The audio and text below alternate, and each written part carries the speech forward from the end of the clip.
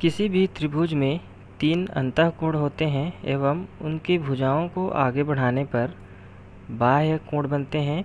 यही बाह्य कोण त्रिभुज का बहिष्कोण कहलाता है। त्रिभुज ABC के BC भुजा को x तक बढ़ाने पर एंगल ACX प्राप्त होता है। यही एंगल ACX त्रिभुज ABC का एक्सटीरियर एंगल ऑफ ट्रायंगल या त्रिभुज का बहिष्कोण कहलाता है। परिभाषा: यदि किसी त्रिभुज के एक भुजा को आगे बढ़ाई जाए तो बढ़ाए गए भुजा के साथ बनने वाले कोण को त्रिभुज का बहिष्कोण कहते हैं। दिए गए चित्र में कोण ACD ज्ञात करना है। तो कोण ACD का त्रिभुज ABC के कोणों के साथ क्या संबंध है, इस पर आधारित है त्रिभुज का बहिष्कोण प्रमेय।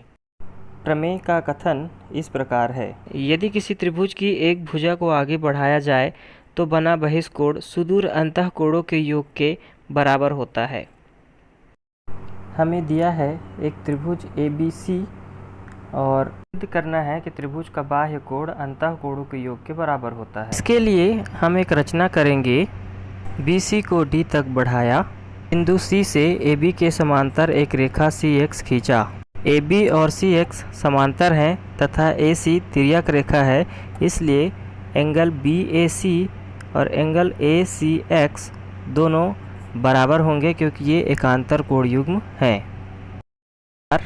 AB और CX समांतर रेखा है और BC तिर्यक रेखा है, अतः संगत कोण युग्म से कोण ABC कोण DCX बराबर होंगे।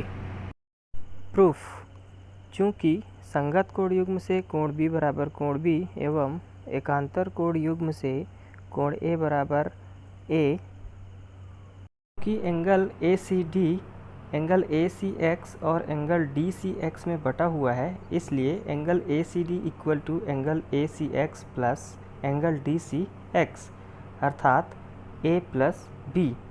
तो ये angle ACD angle A plus angle B के इक्वल हो गया।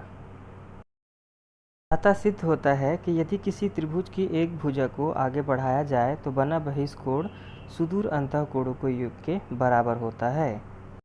इस बहिष्कोण प्रमेय से दिए गए प्रश्न को हल कर सकते हैं।